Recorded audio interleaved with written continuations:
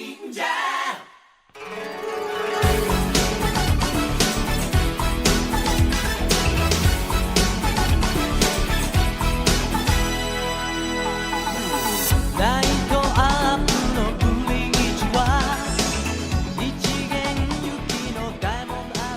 to the Super Sentai Brothers. This is episode 41 of A View to a Kakuranger, the internet's best and only podcast dedicated to Ninja Sentai Kakuranger. Every week we watch an episode of the show and we share our thoughts with you, the listeners. My name is Matt J. With me as always is my co-host and brother Dave. Dave, how you doing today, bud? Good. Just hanging out. Beautiful Sitting day down to here. do record a podcast, so that's fun. Sure, like you do. I mean, like we do. Not everyone does this. Yeah, no, not everybody, but we definitely do that. Increasingly, it seems like everyone is kind of doing it. Yeah, that's, listen, anyways. Listen, there's a low barrier to entry, is what I'm saying. Obviously. I was actually going to say that exact same thing. It's like punk rock music is to music. Like, podcasts are like punk rock for people who don't know how to play instruments and would rather just talk. I feel like that describes us really well, actually. Anyway, today we are going to be watching episode 41 of Ninja Sentai Kakuranger. It is called The Stray Ghost. But before we get into that, Dave, shining in the heavens, there are 5 stars. What is our first star of the week? So, our first star of the week, man, is I just got back from a week in Virginia, which was a lot of fun. Welcome back. And, yeah, thank you. So, but what I actually want to talk about is what I had to eat on the way there and back. So road food, man. A mixed bag at best. Yeah, at like super best. So I experienced a lot of, we were at a Sheetz, and my travel plans really rely on Sheetz existing. Sure. I discovered this when I went someplace where there weren't any Sheetz. And speaking of places where there are not any Sheetz, do you want to explain it for people outside of this part of the country? Yeah, sorry. Sheetz is a gas station, but there's like a restaurant inside where you can get all sorts of stuff, and they have like really extensive snack selections and drink selections. And it's like they're just always like super clean and like they're great. They're the best gas station ever. I know that people have compared Sheetz to like Wawa, which is like a New England thing. Yes. Or New England. I hate to tell you. Maybe? I don't know. Yeah. I hate to tell you, New England. I've been to Wawa, and it's not a patch on Sheetz. Sheetz is absolutely, like I don't want to start a war about this. It's just, Sheetz is just better. I think it's too late, Dave. I think that as soon as you mention Wawa as compared to any other place, the Wawa people will come for you. Even the ones that aren't listening to this show will come for you. They will somehow, like somebody has a Google alert set up for it, like, who's this guy? So we stop, and I'm like, man, I want something to eat. I just want something quick. And so I grabbed this, it's a protein bar. And I kind of love protein bars, not because I like work out all the time and like super need the protein, but because they're basically candy bars that I don't feel 100% bad about eating. Oh, sure. Right. So I get one, and it's birthday cake flavored. And I have really intense cognitive dissonance around things that are birthday cake flavored. Here's why. The first reason is the fact that the idea of like birthday cake flavor exists infuriates me, because birthday cake isn't a flavor. Like any cake you eat for your birthday is your birthday cake. Like that's the flavor of your birthday cake. And so really what this is cake flavor, but some chuckleheads only have cake once a year, which is absurd. Yeah.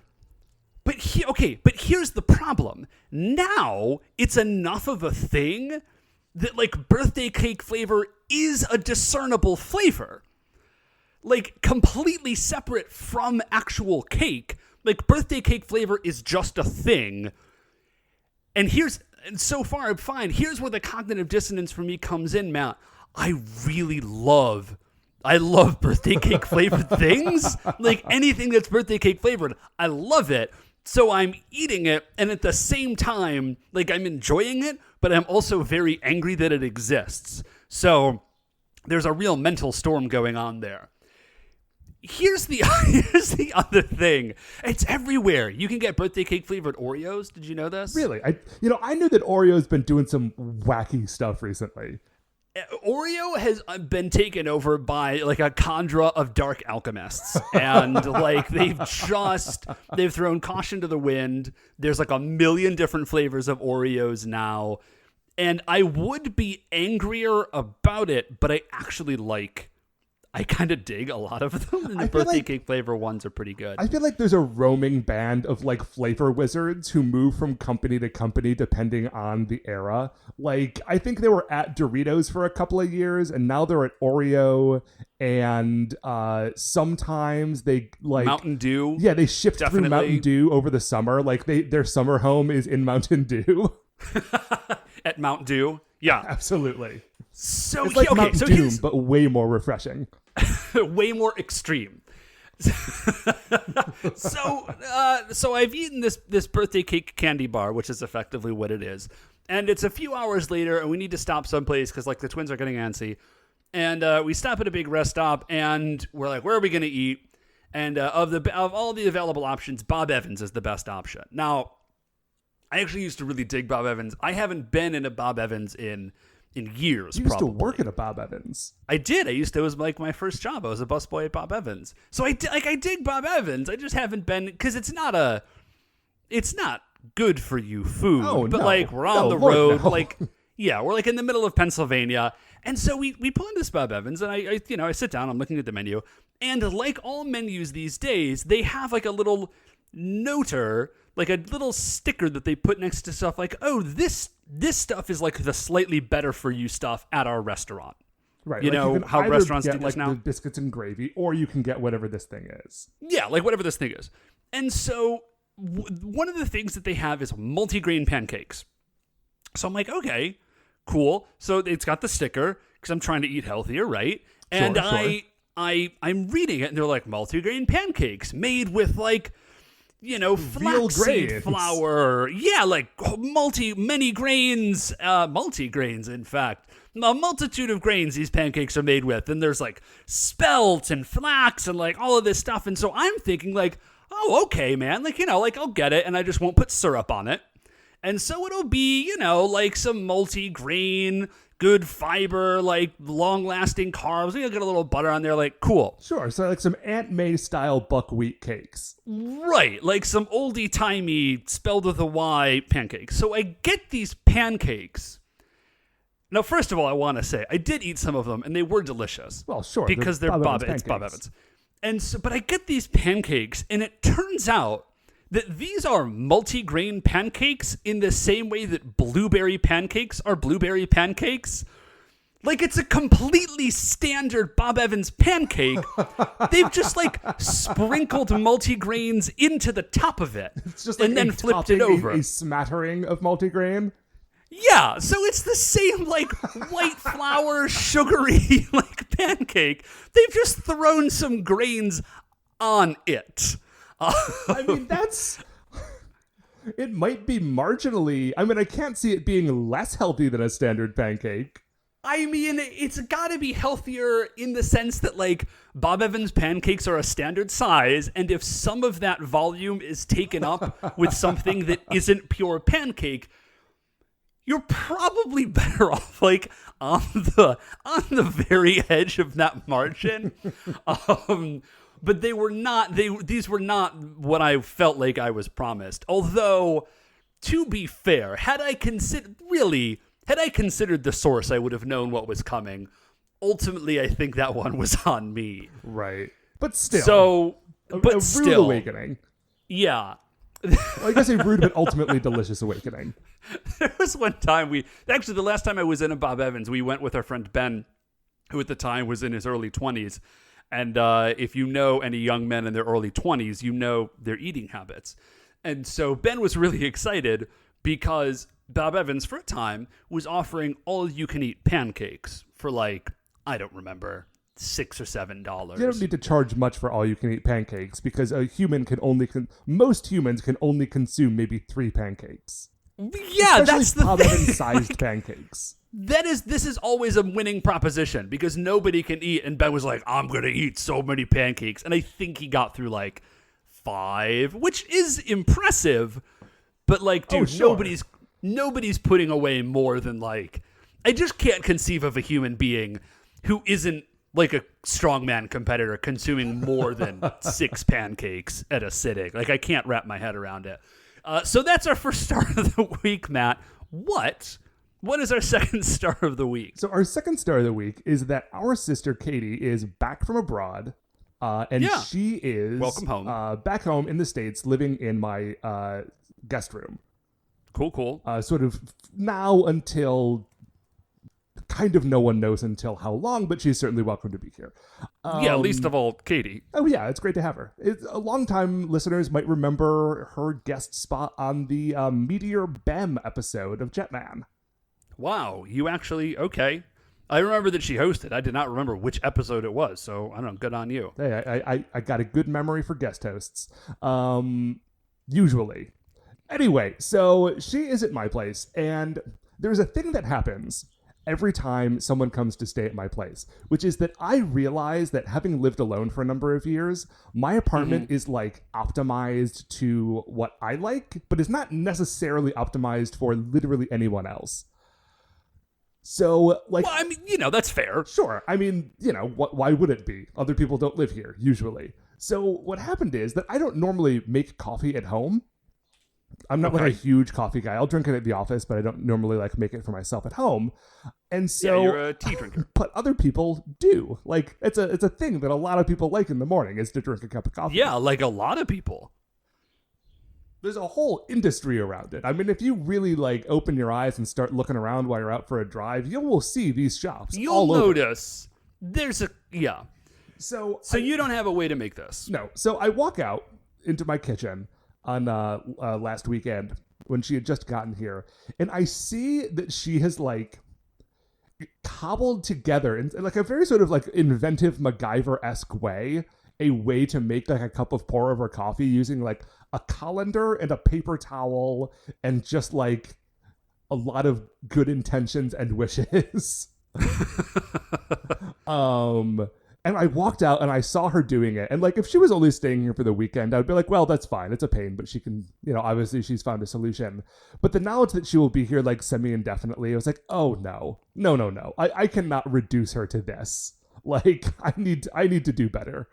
Like, I'm trying to be excellent to each other. And this, I think, is a small way that I can sort of get that moving. And so I immediately, like, while she was doing this, I walked into the other room. I texted a friend of the show, previous guest, Nick Douglas from the Copy Empress episode of Die Ranger. See, still good at it. Yeah, still good. Had you told me, like, had I had to guess, like, hey, does Nick Douglas know, like, a whole lot about coffee? I would have guessed yes. So I'm glad to hear that that's correct. Well, I texted him specifically because he actually wrote, like, a review for GQ.com for this one particular like swanky type of pour over funnel.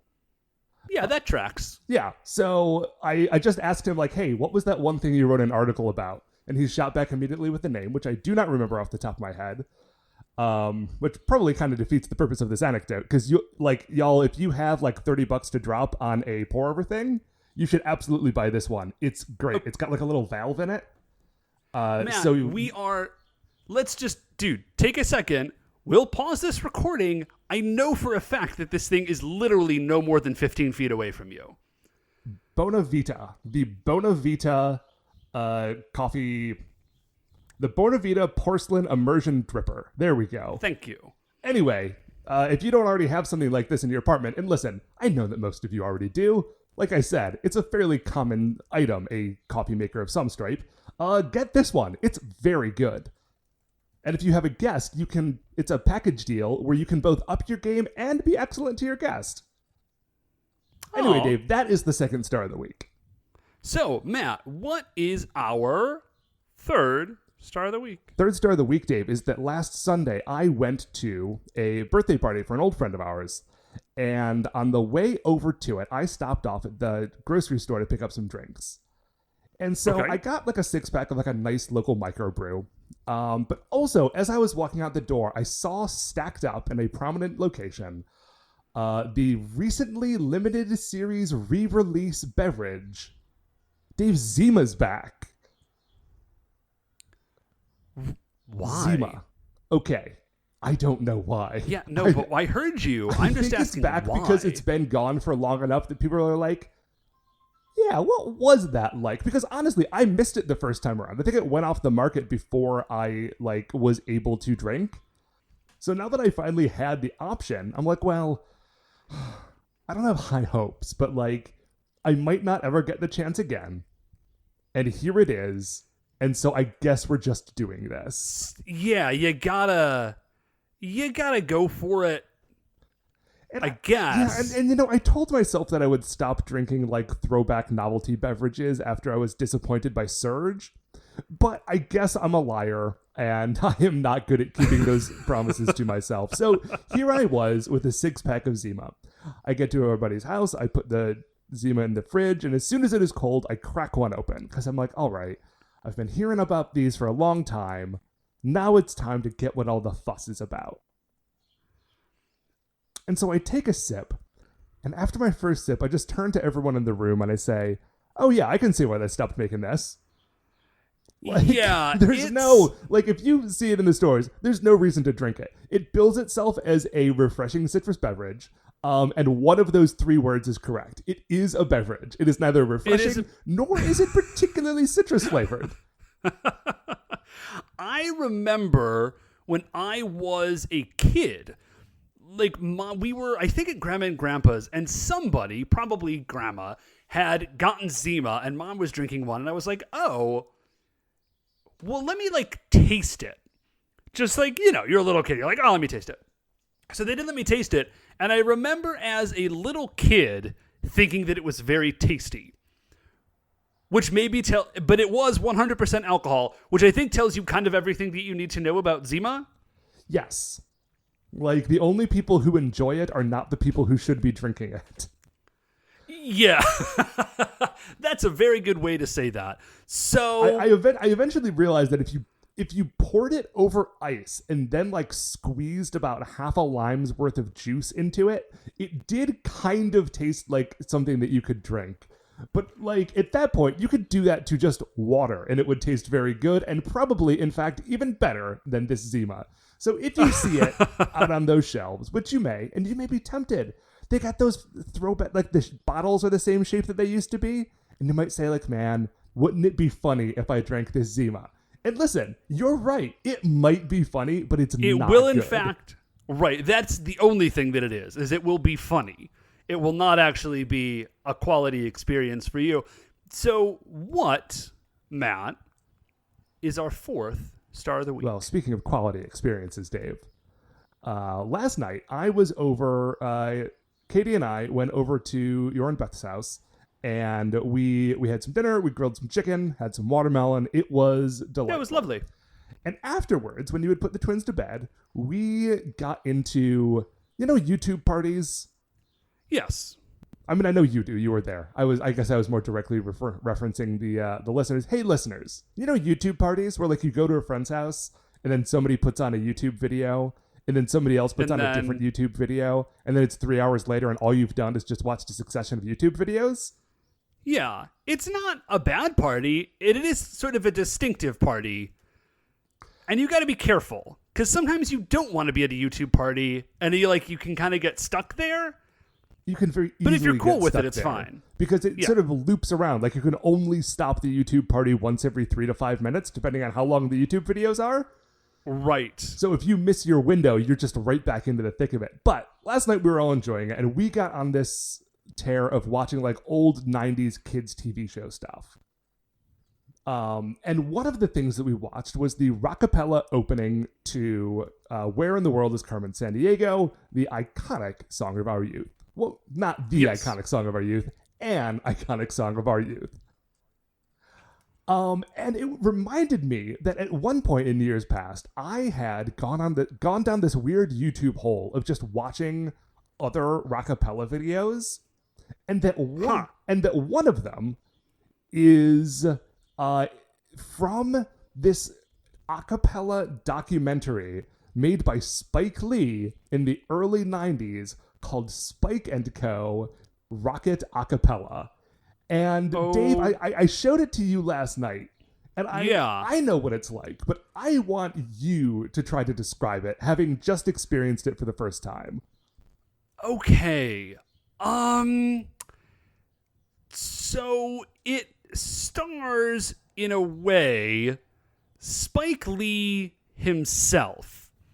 Yes, he's going from location to location to watch all of the great a cappella groups of New York City. Yeah, and so they have created a frame story wherein he is just sort of out in the wild, encountering and like learning about these things. Like they shoot it as though it is a documentary, where in fact it is absolutely staged.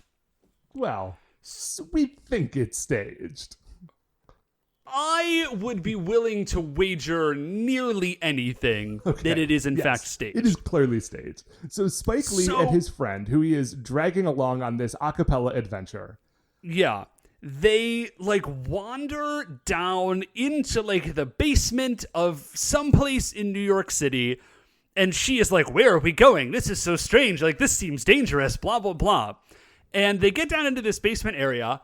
And the members of Rockapella, who I think I can only describe as the whitest people ever. I mean, they were in an a cappella group.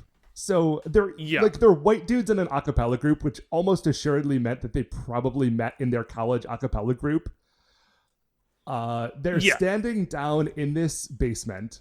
They are dressed as like Saturday morning cartoon street toughs, by which I mean they are all wearing identical black leather jackets and sunglasses. Yep. They are each wearing a single solid color t-shirt that I think has tucked into their acid wash jeans. They 100% are. One of them does have like a chain that is sort of wrapped around his hand and he's sort of like clanking as though this is going to be a weapon. Oh, sorry.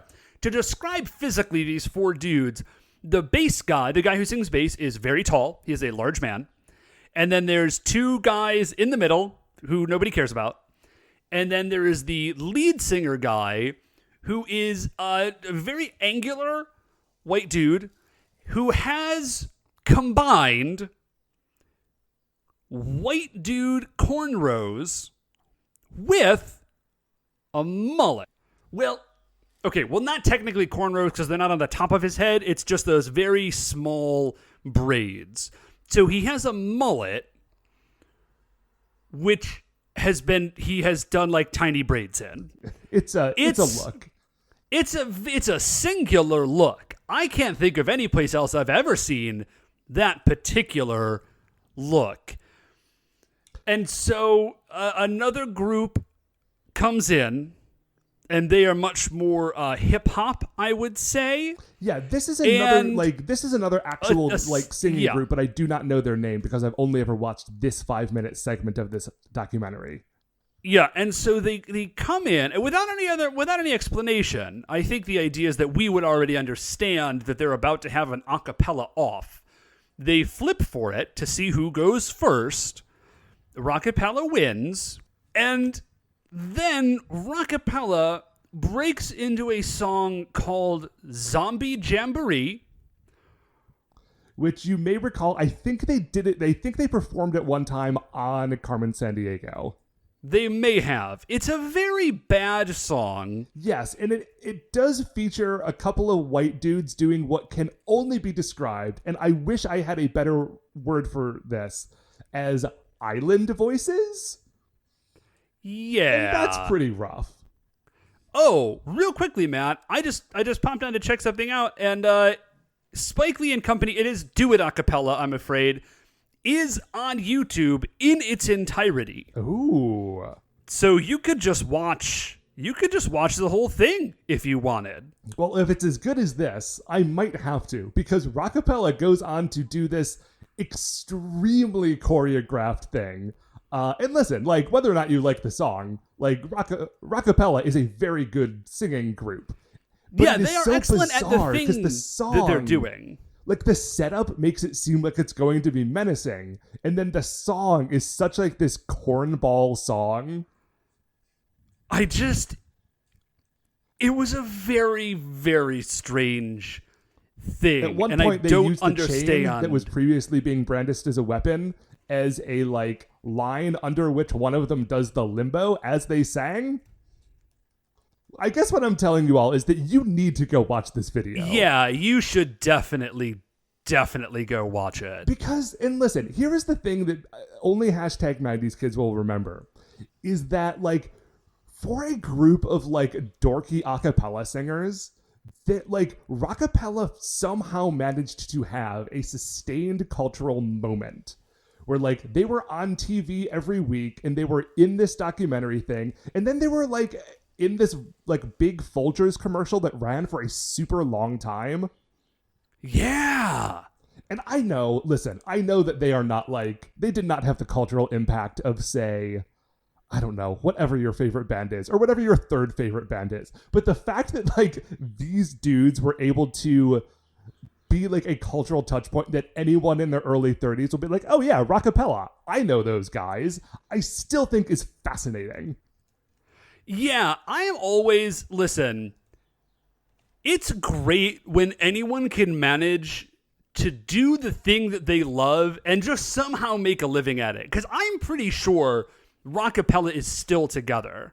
They are. I mean, it's been sort of a fluid membership over the years. I was looking at them on Wikipedia today. I actually have it pulled up, that article, for a very specific reason. The tall bass man is no longer with the group, but his no kidding. Personal Wikipedia page was edited 10 days ago. So someone is still actively like watching out for this dude. And in the, like, after it talks about his time with rockapella, there's a segment of the article that says other activities. And it talks for a while about the fact that he and his wife are like marriage counselors, which is cool. Also, very cool. Barry Carl is his name, started playing the bass in 1986 and was the bassist on the, quote, the So Low project, like solo, as in like one person, but it's actually so low, like his voice is very low. Right. Because apparently he has decided that all of his brands of entertainment can only exist in one, like, audio register. Then it goes he's got a thing to talk about his other activities. Here are the final two activities. And I am quoting here. Yeah, hit me. It talks about how he has, like, co-produced some TV pilots, blah, blah, blah. He rides a 2000 Honda VFR Interception in Y2K yellow and takes vacations with his family to places that intrigue him. This is in his Wikipedia article, and it's not under the heading of personal life. This is under, like, his activities, like what he does on his day-to-day. This is his thing. There's a separate part of the article to tell you about, like, his family. So either we got one of two things going on here. We got a Barry Carl superfan who's following him around and figuring out what color his motorcycle is. Or we have Barry Carl himself who just has nothing better to do and also has decided that everyone needs to know that occasionally he takes vacations with his family to places that intrigue him. I feel like the most likely scenario is that he is updating this webpage. Like, he's doing it. Either way, I find the prospect delightful. Anyway, that's all I got for acapella. So, Matt, what is our fifth and final star of the week? Our fifth star of the week, Dave, is the 4th of July, which we have just had. Love the 4th of July.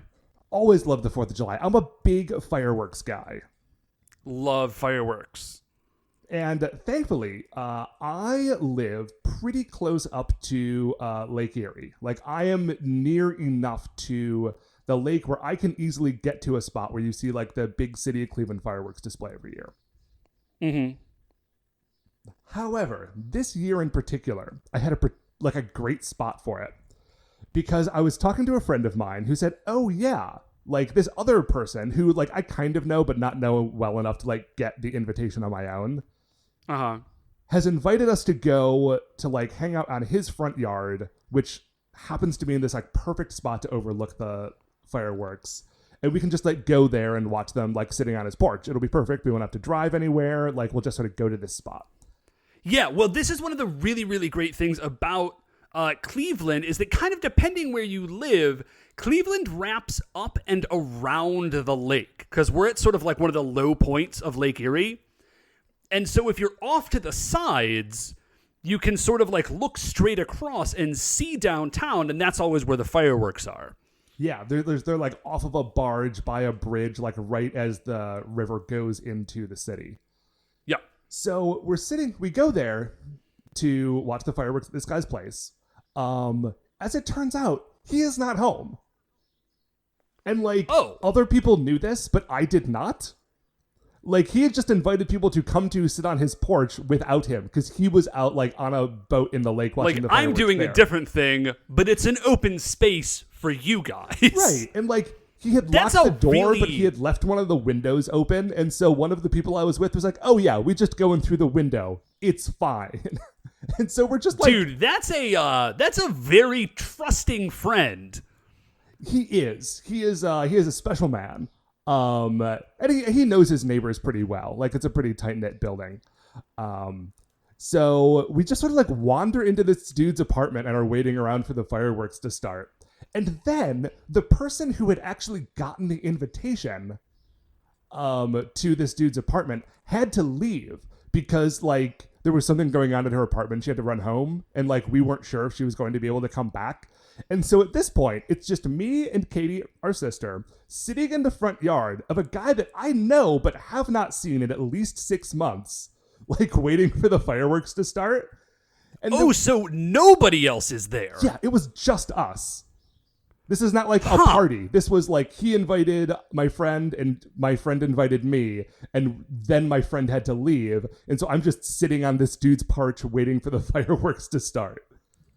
Now, as it happens, the person, like my friend was able to come back, but there was a good like half hour, 45 minutes there where I was thinking, you know, part of me wants to leave because it feels weird that I'm here. But on the other hand, there is nowhere else that I'm going to get a better view of the fireworks. So I am sticking this thing through because I need to see those big, beautiful explosions.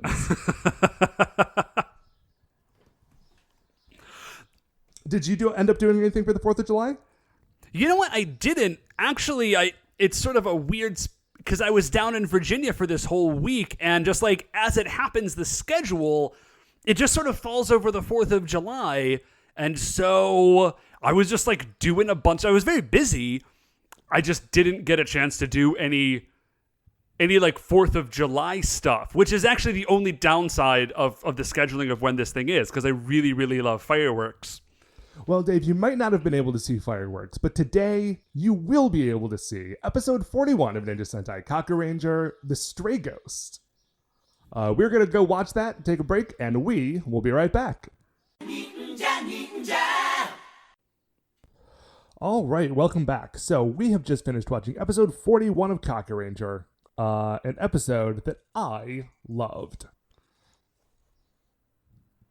How did you feel about this one, Dave? Just give me a gut check before we get into it. It was a good episode, man. I feel like, it's a good episode. I think in the realm of kind of Monster of the Week episodes, it's a pretty high on the list. Yes. It is weird that we are still getting Monster of the Week episodes this late in the series. Like, this does not feel like episode 41. No. I mean, given that we've got, at this point, maybe 10 episodes left of this show. Yeah, it's kind of crazy. I feel like at the end of this, when we finish this season, I feel like there's a conversation to be had about the fact that, like, the pacing and order of the events of the story of Kakuranger are, like, all whacked up. Like, it's really fun, but I feel like if they had, like, plugged stuff out of one part of the season and put it into a different part of the season, they could have made a much more, like, compelling overarching story. Yeah, the pacing of this thing really, really... And the other thing is that it doesn't match up with other Sentai series. Or at least the ones that we've watched. But let's hold off on that conversation. I do want to have it, like, at the end of the season. But for today, let's just talk about episode 41, The Stray Ghost. So we start off, and the Kakurangers are in their sort of like regular ninja clothes, and they are all training in the park. Right. It seems like they ought to be training in a more like secluded area or maybe at night, but this is literally just like in the park in the middle of the day. They are jumping around and doing ninja stuff. Well, I should say almost all of them are training. Oh, yes. Seikai, it turns out, he's just chilling. Just taking a nap, just literally lying down on a park bench sleeping in his full ninja gear. Right. Like, he showed up to train with everyone else and then just, I don't know, decided against it? I think maybe the other four all sort of like paired off into sparring, and he sort of quietly walked backwards until he wasn't standing next to them anymore and then just lay down. So, so he's lying there, and just out of nowhere, something is thrown at, it's an apple. An apple gets thrown at him, and now this is impressive. He does, from a dead sleep, like snatch this apple out of the air. Yeah, like he's napping, but he's ninja napping. Right. So he catches it, and then I truly can't, okay, it's Seikai, so I guess I can. He takes a bite of it. Like, he's startled by the apple, and then he's suddenly delighted by the fact that he is holding food, and he just goes to town. So, dude, okay, listen, I just feel like at this point, the Rangers have run into enough stuff that, like, they should not be eating sky apples? They should not be eating sky apples. Like, don't... Like, man, I can't believe, I really thought, genuinely, that this apple was gonna, like, he was gonna shrink or grow or, like, turn a different color. Like, I thought that this apple fair. was the vector, right, was the vector for, like, an apple-based yokai, and they were, like, taking advantage of Seikai's love of food to get at him. This turns out to not be the case. This apple is 100% fine. Yeah, it's just a regular old apple. So a girl comes out of the woods who had thrown the apple, and there's like a little boy standing behind her, and she says, see, that's how a man should be. Like, this is what's up. Like, capable of snatching apples out of the air. The greatest of all physical wild napping. So, the girl's name is Hanada, and she says her brother's name is Shinya. And she says, I've been watching you guys train, and here's the thing. My brother... I'm paraphrasing. My brother is a real loser. Like, he's weakling and he can't do anything because our father is gone. He's a sad boy. Yeah, our father is gone. I do like that they specify he's working on a dam project overseas. Yes. And I really like that they take the time to explain to us exactly why Dad is gone. They say, listen, Dad is gone. He's overseas, and our grandfather has been raising him. Yes, but sadly, their grandfather has just passed away, which means that now no one is raising them. These are kind of orphans, like not actually because their dad is alive, but he's not there. And for some reason, when he found out that his children were just like living alone and that the grandfather had died, did not take the time or effort to come home to check on them. Yeah, because I assume that, like, okay, their mother has to be dead, I guess, right? One has to assume. Like, she's not mentioned in this. Yeah. So, where are the kids, like, living?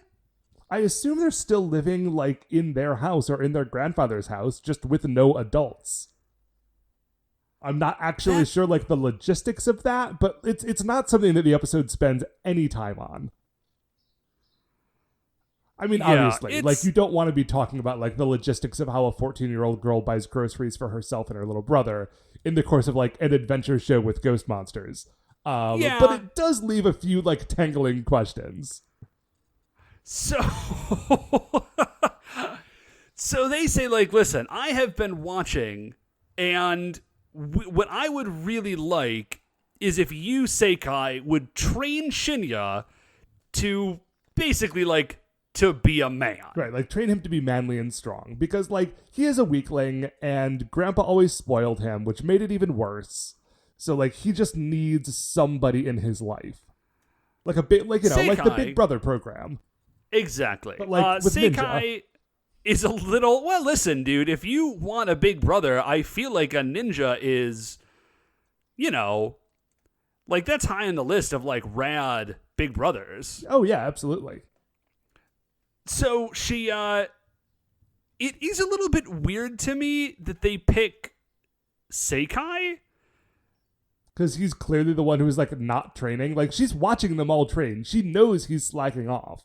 But maybe that just means that she figures that he's the one who has time to help. That makes a lot of sense. Like, clearly he's so good at being a ninja that he can just... All these other guys are catching up, like, trying to catch up, trying to get on Seikai's level. Right. No, Seikai is into this. He's like, oh, yeah, sure. I will absolutely help this kid. And not only, like, he's pretty psyched about it because he's like, you know, he very reasonably is like pretty flattered.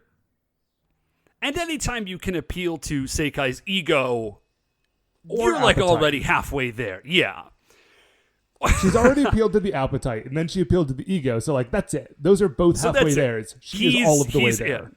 Okay. So the next scene we get is there's like a flying lantern. It's just out in the city, and there's just a lantern that kind of flies around, and then ghosts come out of the lantern. Yes. So this lantern is called Chouchin Kozu. Kozo? Yeah. Kozo, yeah. Chouchin Kozo. And he is like... I looked it up in that yokai book I've got, and it's in the book. It's turning out to be a really excellent resource. Yeah, it really is. Thanks a lot, Nick. Again, go check out episode 25 of Live and Let Die Ranger. Copy Empress. So I checked it out, and it's basically, there's a whole section of that book that are yokai, but the yokai is just like stuff that is around your house when it gets old and starts to fall apart. And one of them is this lantern. So, like, the paper on it kind of wears out, and it tears sort of along those, like, wooden ribs in the paper lantern. And so it hangs open, and it kind of looks like a big open mouth. Oh, okay. And so, like, you know, the idea with the yokai is that it is a big open mouth, and then eyes pop out, and then it, like, spooks people. Got it. So that's what this thing is, but it has been upgraded for the modern era, and now it can bring ghosts back from the dead to scare people with ghosts. It even says, originally all we did was scare people, but now we can do all of this stuff. Which is a pretty big upgrade.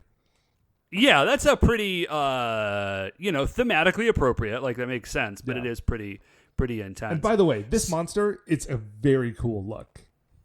Yeah, it's just a giant... Well, it looks like a giant dilapidated lantern that a monster is sort of like coming out of the torn parts. Yeah, I don't feel like that description does it justice, because it is a pretty neat look. So, the 5 ghosts that have appeared, there's just a girl, there's a dude with a giant fork, there's a dude on a motorcycle, a soldier... There's an army guy. Yes, and then just an old man. Yes, just an old man with a cane.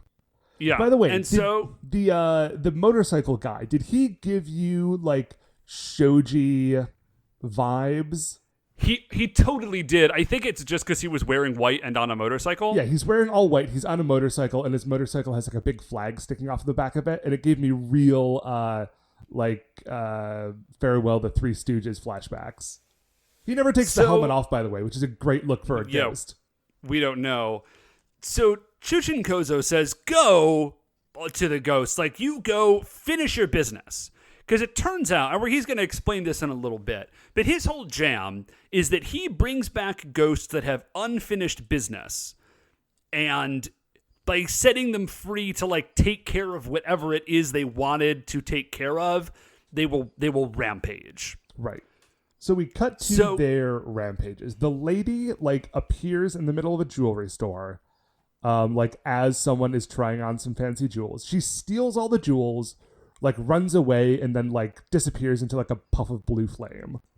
Yeah, the motorcycle guy appears and he just runs down a bunch of people on his motorcycle and then causes a car crash. The way he causes the car crash is really cool. He drives straight towards a car, like they're playing chicken, and then before they're about to hit, he like goes sort of like blue, flamey, and tangible and drives straight through the car. So like he's fine, but the car freaks out and like spins off the road. Yeah. The soldier the soldier just murders people with guns. And yeah. a bazooka. A ghost bazooka. Which is one of the best bazookas. He just shoots people. Which is a little... On the list of bazookas, you've got standard bazooka. You've got you've got like a t-shirt cannon, which I feel like is a sort of bazooka, but like fun. And then you've got ghost bazooka. Of the three, I guess ghost bazooka would be your top tier. Oh yeah. So, and then the fork dude just eats a bunch of stuff. Yeah. Like he appears at a restaurant. So the Rangers actually show up for this part. They're chasing the eater, I'm going to call him. I refer to him as Hungry Boy throughout my entire notes. I'm into that. So they chase Hungry Boy, and he is at a restaurant, and then he just sort of ghost phases through the wall, appears in the restaurant, yells at a bunch of people, and that scares them off. And then he sits down at the table, grabs a knife and a fork, and starts eating. Which, in a way that I would describe as hurried, but certainly not rampagey. No, and especially after like the other three were a steady ramp up, you know, like the lady is robbing people, the motorcycle dude is causing sort of general mayhem, the soldier guy is just shooting people in the face with guns, and then this guy is stealing your lunch, which really is a step down. So they're chasing Hungry Boy away from the restaurant, and he kind of disappears, and then he reappears with the other ghosts and Chujin Kozo. Yeah, and Chujin Kozo says, this is where he lays out his plan. He says, the old one just scared people. I have picked the most powerful ghosts to go on a rampage. I've handpicked them. And, yeah. It should be noted that the old man is not there. And so... this is very, like, of these four, only two of these seem like kind of a big deal. Yeah, like motorcycle guy, it's like, all right, he's running people over. That's obviously very dangerous. Soldier is just killing people. That's obviously very bad. Hungry Boy steals your lunch. And he seems to be very strong. And then, like, we later see that they've all got general ghost powers. So yeah, they have like an icy breath and some super strength or something. And then Jewelry Girl just steals jewelry. Like, that's not a... I mean, it's not a good great if it happens to you, but it's not what I would consider like the most dangerous ghost.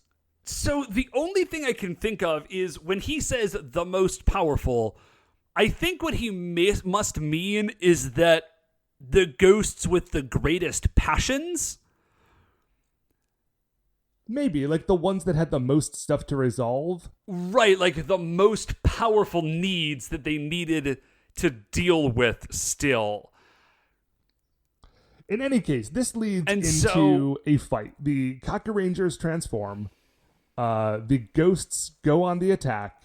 And there's a really great moment. Like, they just sort of fight for a few minutes. Like, it's not a extremely eventful fight, except that right before the ghosts leave, Tsurukime throws some shuriken at him, or at them, and Hungry Boy catches the shuriken and eats them. And it's amazing. Yeah. Well, he doesn't eat all of them. He takes a bite and he decides that they're gross, and so he doesn't eat the rest of them. Well, that's fair. They haven't been properly seasoned. They are weapons. Yeah. And then they ghost out.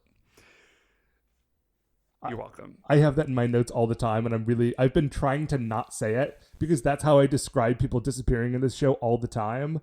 And I feel like I just didn't know how to handle it this time. No. I also say that all the time, and this time it felt really good, so I decided to just lean into it real hard.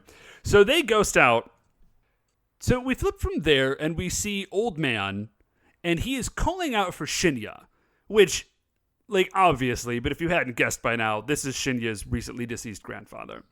So he's looking for Shinya, and as it happens, Shinya is right there. Very convenient.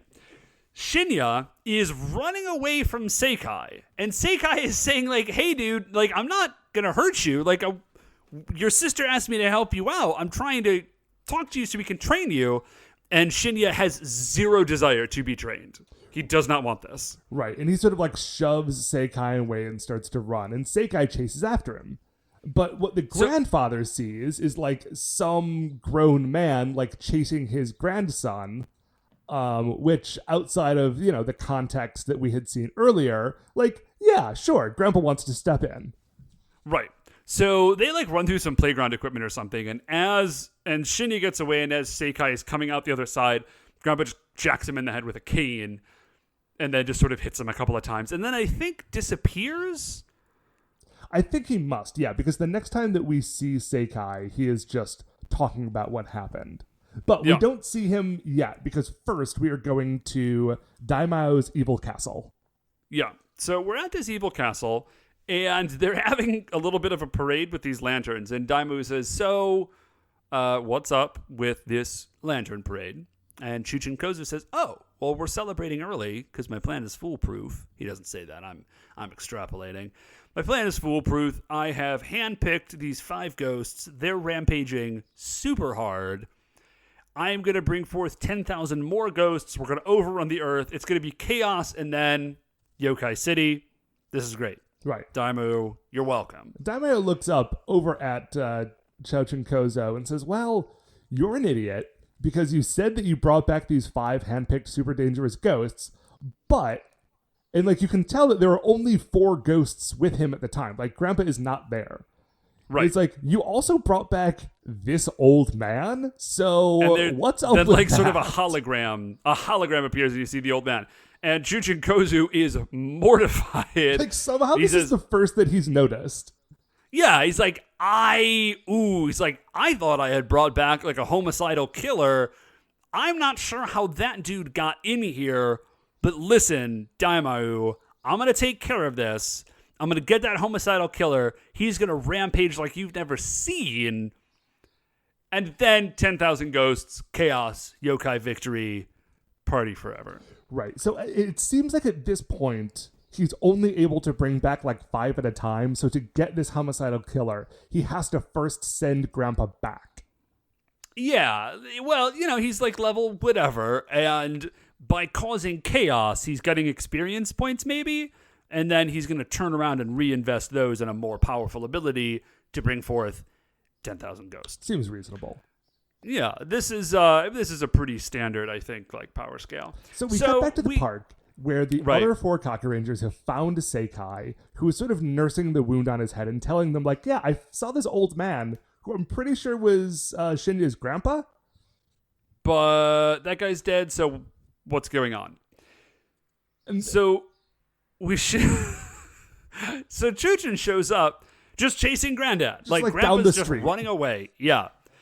Just kind of like, get back here. I don't know how we would put him back in the ghost realm. Just eat him, maybe? Maybe. But he's like, get back here. I'm going to put you in the ghost realm. So Granddad runs up to the Rangers, who sort of jump in front of him and stand between him and Chuchin. Because they're not sure what's going on. But if yokai is chasing you, it's probably a pretty good bet that, like, you need help.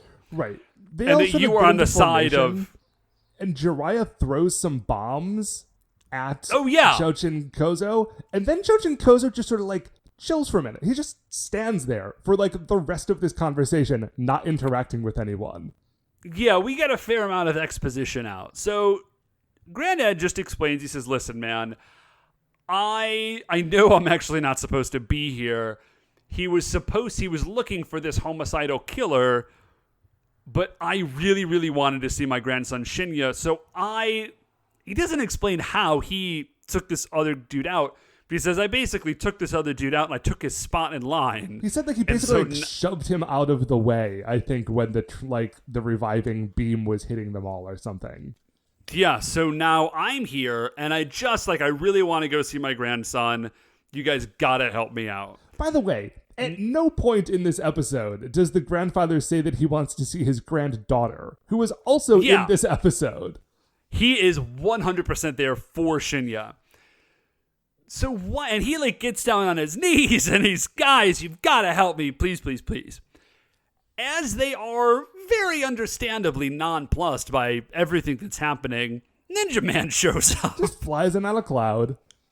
Ninja Man is touched by Granddad's devotion. He turns to the rest of the Rangers, says something to the effect of, how can you guys be so callous? Can't you see that this old man just wants to see his grandson? We need to help. And says, come on, Granddad, you're coming with me. I'm going to take you to go see Shinya. Grandpa just literally hops on Ninja Man's back, who gives him a piggyback ride away. Yeah. Presumably like, I'm going to go take Shinya. care of this. Like, you guys stay here and deal with Chouchin Kozo, who is still just standing there. Yeah. Very polite as yokai go. So the next scene that we see is Ninja Man and Granddad, and they're up at like a vantage point, and they're looking down at Shinya, who is getting picked on by some other kids. Okay. Yeah, there's like these 3 kids that are all sort of encircling him. Yeah, Ninja Man and Granddad look at this, say to themselves, we've got to help. And they are about to jump down and presumably, like, beat these kids with a cane and probably a sword? That seems but reasonable. Seikai shows up. Yeah, but Seikai shows up. And Seikai says basically, like, listen, dude, I get it, but you are a ghost and it is not fit for the dead to meddle in the affairs of the living. Yeah. It's like a really highfalutin way to say that. I'm not sure where that came from. But he says exactly that. And he says, also, like, I get it. I get wanting to step in and help Shinya. But if you help him every time, he's never going to learn to stand up on his own. He's never going to learn to be a man. The exact quote he says, he'd be weak and cry a lot. And you can't have that. You can't have that. So just let him continue to get bullied, and eventually that'll just toughen him up. Yeah, Seikai does not have an alternate plan. It does seem he's like, well, you just have to live through this, and then, you'll come out stronger on the other side, I guess. Which, I don't know. That doesn't seem like I get what he's saying about the ghosts not meddling in the affairs of humans, but, like, this also seems like an awful plan. I did expect Seikai to say, like, you can't go help, but I, his theoretical mentor, will then go help. But Seikai doesn't do anything. He just takes this time to stop them from helping. Maybe he was about to when the situation is resolved otherwise. Because what happens is that the sister, whose name I don't remember, Hanada. Yes. I was going to say, she never made up. it into my notes with a real name. I cared about her about as much as her grandfather did. Oh. So Hanada shows up, and she chases the kids off. And we find out what the kids are picking on Shinya about is that he has this pocket watch, which is a memorabilia pocket watch from the USS Constitution. Yes. Seems like a weird pick, but whatever. Maybe, I don't know, man. Maybe the grandfather was at some point in his life really interested in, like, early American naval warfare. Just heads up, is the USS Constitution the ship that still exists? It's like parked up in Boston and you can go tour it. Oh, Dave, the USS Constitution is a wooden-hulled 3-masted heavy frigate of the United States Navy, named by President George Washington after the Constitution of the United States of America. She is the world's oldest commissioned naval vessel afloat. Oh, she's still... No kidding. We have seen the USS Constitution. If you're ever up in that area, it's really, really neat. It's a very cool thing to see.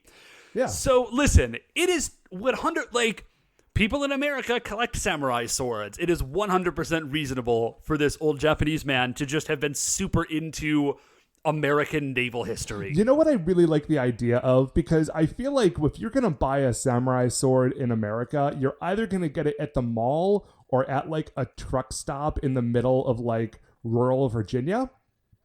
Well, okay, there is a third option, which is you go to like a very, very expensive and highly reputable dealer and buy like a for real actual sword. Sure, but I feel like most of the ones in circulation in North America are not coming from that source. So yeah, you're right. I'm just saying, like, there is an option that isn't awful.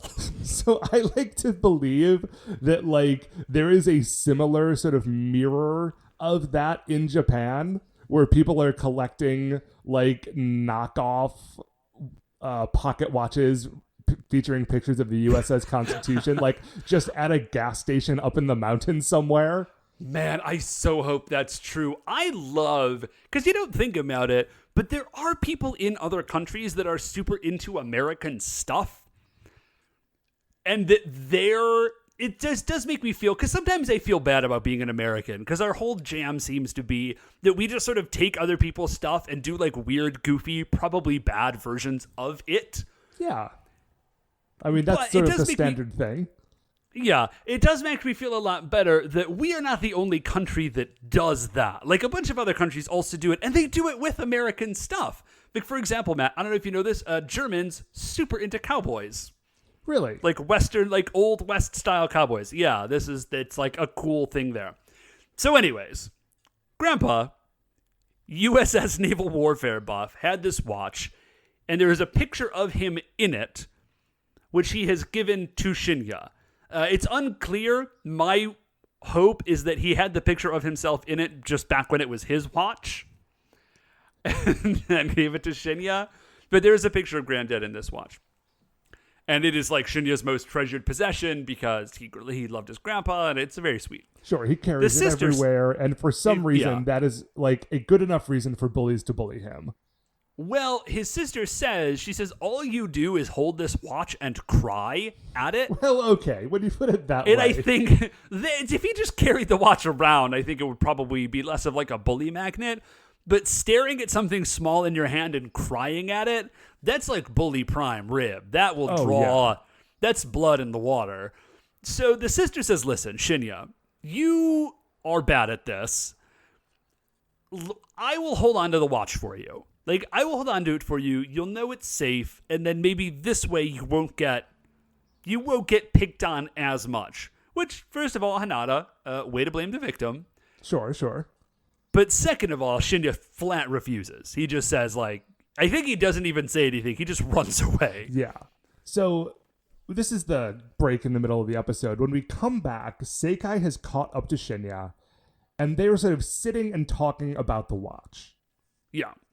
And Shinya says, like, listen, you know, like, this is something my grandfather gave me. It's my most treasured possession. It's, like, the thing that I have to hang on to. And we get a little flashback of, like, Shinya with his grandfather when his grandfather was alive. And it's very nice, you know, like, they had a very sweet relationship. Right. We do not see Hanada anywhere in any of these flashbacks. Oh, no. She, like, has, like, living in the attic or something. Oh, jeez, man. Like, you know, in I mean, she Jane could Eyre, there's like the wife who has to live in the attic and is like locked up there. because she's crazy or something. Yeah, I feel like maybe Hanada had that sort of situation, which is maybe why she does not seem super sad about the fact that her grandfather is dead. Yeah, she's way, way less broken up about it. Like, she's clearly not thrilled, but she's fine. Yeah, she's much more worried about Shinya and how he's such a wimp. So Shinya says, listen, my sister asked you to make me strong and manly, but I don't think I can do that. Like, it's just not in me. Yeah, like, I can't do it. I just don't have the juice. I can't make it happen, man. And Seikai says, that's ridiculous. A true strong man is one who has a kind heart like you. Right. Which is, there's some classic Sentai. Oh, This I feel like is where the good lessons start in the episode, more than halfway through. So he's finally getting through to this kid, and at that moment, a ghost motorcycle man drives by and just grabs him and drives away and, like, disappears into a puff of blue flames. Yeah, it's awesome. So, what we figure out... Oh, and then the Hungry Boy shows up. and says, listen, if you ever want to see the kid again, we have to trade Grandpa for the homicidal ghost, so come to, X and Y location, which is probably going to be a quarry. Yeah. It is. It's totally a quarry. That is what it is. So we show up at the quarry, and it's the old man and Ninja Man. It's Granddad and Ninja Man, and they have somehow gotten this information. They have showed up to save Shinya. Ninja Man says, listen, dude, you stay here. I'm gonna go fight Chuchin Kozo, and I'll get Shinya back. Like, you obviously are no match for this old man.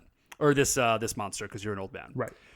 So Ninja Man jumps down, and this is a fantastic one, because he looks at Chuchin Kozu, and Chuchin Kozu says, if you take one more step, I'm going to kill the kid. And Ninja Man says, you coward, how could you threaten the life of this child? And Chuchin Kozu's response is, cowardice is the yokai specialty. That's what we do. This is not a fair fight. I am trying to manipulate this situation. Right, I'm the bad guy here. I recognize that. It's cool. I've made my peace with that. It's totally fine. So he shoots fire out of his mouth at Ninja Man. Ninja Man sort of flies back and goes down. Mm-hmm. While this is happening. This is rad. Sekai has remembered that he is a ninja and starts to do some great ninja stuff.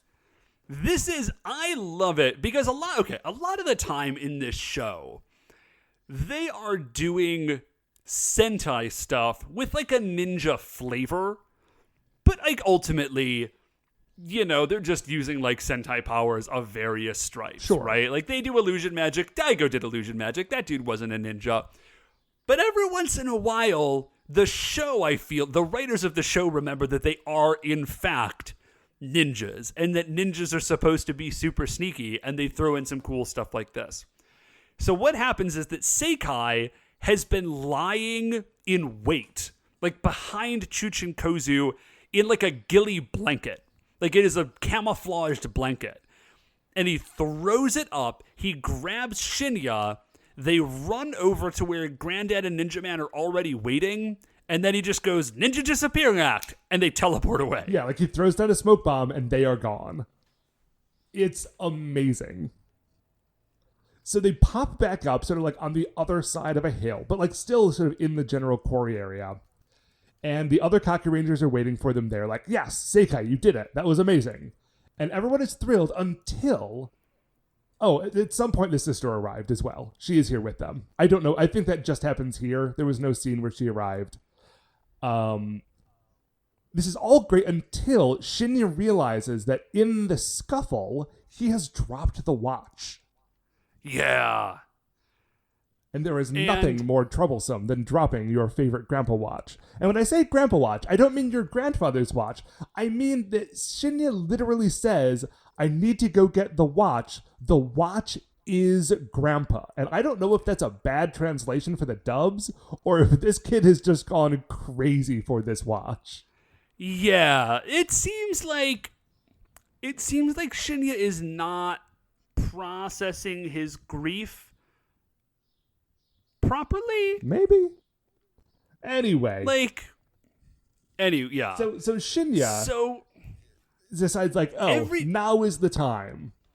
I need to take action in this moment, and just starts running back towards the watch, which, as you may recall, is literally at the feet of Chochin Kozo.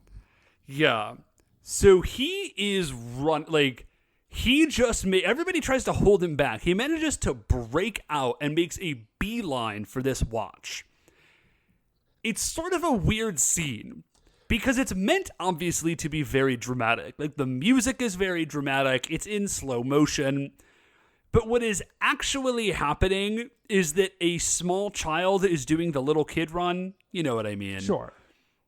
Is doing the little kid run in slow-mo as some small fireworks are going off around and behind him. And as a full team of grown adult superheroes are unable to overtake him. So, which is probably the least realistic thing in this show. So there's a lot of, I feel like every couple of episodes we decide on a new most unrealistic thing, but this is pretty high on the list. So, oh, by the way, at this point, Shojin Kozo has summoned Dorodoros, and so the kid has managed to run past all of them, and they are sort of stopping the Kakurangers from continuing to run because they get into a fight. One of the Dorodoros grabs Shinya, and Shinya bites it on the hand and gets free and continues to run to the watch. Yeah, it does do a pretty good job. And he does. He makes it to the watch. He gets there. And then as soon as he gets there, everyone sort of catches up with him, and Seikai says yes, you did it. You're not a scaredy cat anymore. Now, you have broken through this, mental barrier. You are already a fine man. Yeah. And then my favorite part about Seikai saying you are already a fine man is Shojin Kozo's response of, and this is a quote, "That's no fine man." And then he summons some ghosts. So he summons the same ghosts. This is not a new crop of ghosts, but the Ghost Rider and Soldier Boy and Hungry Boy and the Jewel Thief Lady all arrive. Yes. So it is really funny because, Soldier Guy, Motorcycle Guy, they just have some innate weaponry. The Jewel Lady, they just keep having to give her stuff to make her a threat because she's just a young lady who wants jewelry. So now she has a revolver. So she, everybody's shooting, they're trying to fight. And Shinya says to Seikai, he says, "I want to help fight." Seikai has the good sense to say, "No, you are not prepared for this, but what you do need to do is get your sister to safety." Right. A true hero wouldn't let your sister, stay in danger. So, you need to, get her and run away. Yeah. So Ninja Man says, "Hey, I'm gonna I'm gonna cover the kids. You guys stay here." Yes. So they run off.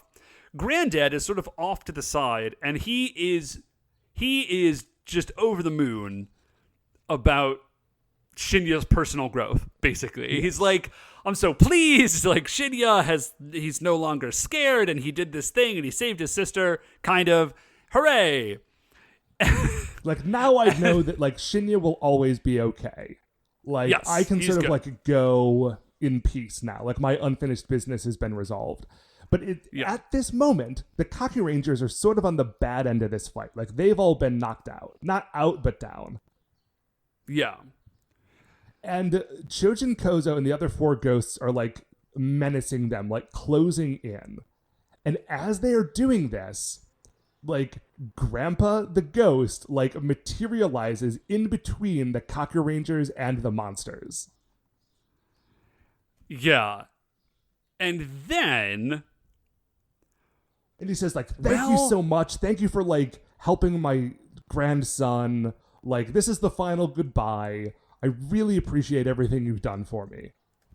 Yeah. And he throws down his cane, and he turns to face the other ghosts and Shojin Kozo. And at this point, I think, well, what's he gonna do? He's a ghost, he's I guess. Old man. But he's a ghost of a frail old man. Yeah. And what he does is he raises his arms, looks as though he is going to sort of Hulk out, kind of, bursts into flame. And then, the actor disappears. He's replaced by just an animation of just a Human Torch who starts running at the other ghosts and then turns into a fireball and launches himself at the other ghosts and explodes. It's amazing. It's such a good moment. They're all stunned, and Sasuke, realizing this is his moment to strike, summons his lightning blade and does the lightning cut to knock them all out, kill the other ghosts and defeat Shojin Kozo, at least in his sort of human size. Yeah. So then we get just a very I kind of hate to do this, but it's literally the exact same fight scene that we've gotten in the last any number of episodes. He goes giant, They summon Kakure Daishogun. Ninja Man appears. He gets called the Novice. He turns into Samurai Man. They blow up Choshinkozu. Like, that's it. There should never be a scenario in my life where a 1,000-year-old giant ninja robot man gets so angry that he transforms into a giant robot samurai man and then throws like an anger-fueled energy ball at a monster until it explodes. Like, that should never be boring to me ever in my life. Shouldn't. And yet they have somehow succeeded. Yeah, I do. In theory, I really like it, but like, guys, you have got to switch it up. Right. It's the problem is that it is totally rad. It's just the same rad thing every time, which makes it ultimately like sort of boring. You know what it feels like? It kind of makes it feel like we're watching Power Rangers, because I feel like Power Rangers would reuse the stock footage a lot more because they were kind of forced to, because they didn't have any control as to like what footage was coming in. So they would like cut stuff out and make the giant robot fights shorter and do all sorts of like tricks to get around it. But like, Sentai doesn't have to do that. They're making all the original footage themselves. They could have done something more interesting. They just chose not to. They don't. Yeah, so that fight is over. That's it. Like, that's the end of that thing. Again, it's like... It's kind of fun to watch, but it's really boring to talk about because it's just the same thing again. Exactly. So, at the end of that, or after that, rather, we go from there, and it's just kind of the closeout scene where it's all of the Rangers plus Hanada and Shinya. And Ninja Man. And Ninja Man. And they're just standing around like, hooray! Like, everything is, like, great job, everybody. Everything is cool now. And Shinya looks down at his watch, and did we mention before that the watch had stopped after his grandfather died? Oh, no, we didn't. And I actually did not notice that in the episode. And so the fact that they're like, oh, and the watch just started working again. Yeah, they mentioned it one time in like super passing. But yeah, the watch has started working again. And Seikai says that is a sign from the grandfather that like Shinya should also start like moving forward again and not look towards the past. And like, Shinya looks up in the sky and he sees like the force ghost of his grandfather waving down to him. Right. And he says, yes, everything is cool. Great. And then they all start running together and they jump at the same time and it's a freeze frame, and that is the end of our episode. Yep. That's it. But it is not the end of the episode of this show, Dave, because the end of this show involves us first checking where Choshinkozu goes in the Creature Royale. So, I dig him. Like, I'm not crazy for him, but I do dig him. Absolutely. I think he's a very strong contender in the middle of the list. Yes. Yeah, I think that's a really good way to say that. He's got a pretty cool look. He's got a pretty cool plan. He doesn't actually do the plan super, super well. But it does involve, like, if I'm talking about how cool this dude is, I've also got to include, like, Motorcycle Ghost and Army Ghost and, like, Fancy Lady Ghost and Hungry Ghost. Like that, I feel like we all sort of come as a unit if we're judging this dude, you know? Yeah. So he's pretty neat, and he's got his ghost helpers, which is pretty cool. So if we pop down around the middle of the list, we're looking at almost right in the middle are the jewelry priestesses from Dai Ranger. Ring Priestess, Necklace Priestess, and Earring Priestess. Just above them, we're into Pachinko Master and Master Mirror, and then below that, we're down into Copy Empress, Kanagama, the Slot Machine Monster, the Sand Witch, the Cat Lady, the Tsunekake Baba, and Bakaneko from Kakuranger. You know, and we've already mentioned the Copy Empress once or twice in this episode. I feel as though that's actually a pretty good comparison starting point. Because Copy Empress also looked cool, and she had like a whole cadre of people that she summoned to fight, and like her summoning those like extra Die Rangers really made for like a cool fight between the team and the villains in a way that I think is similar to how it works in this episode. Yeah, and we got Chochin Kozu did kind of the same thing. Like his ghosts were a little more generic, I think, than copies of the Rangers themselves, but it's still a very neat idea. And I think that Chochin Kozu's look is actually a lot neater than Copy Empress's. Yes, I think it is. So I would say Chochin Kozu would go in at slot, what is that, 38, just above Copy Empress. But you think that he goes below the I was just about to say, you know what? I think I actually am going to say he goes below the Jewelry Priestesses. They've got a couple of episodes. They've got like a cool group dynamic. I think he's not quite as cool as they are. I tend to discount them because I think of how cool they are individually. But when I actually go back and think about how cool they were as a unit and how good that arc of episodes was back in Die Ranger, they actually are pretty good. So yeah, why don't we slot Chochin Kozu in position number, was that 38? Yes. 38 of 74. I'd have to look. Okay. So there he goes. And I think, Matt, that's it for us, yeah? Yes, that is going to do it for another episode of A View to a Kakuranger. Before we finish up here, I'd like to remind you all you can email the show at supersentaibrothers@gmail.com. If you want to get any updates on future episodes or check out the things that we're talking about on Twitter, we are at Super Sentai Bros. If you like the show, please remember that shining in the iTunes reviews section, there are 5 stars. Rate, review, subscribe on there. That's what's going to help new people find the show. And if there's one thing that we love, it's people finding the show and liking it. Love it. If we like 2 things, it's people finding it and liking it.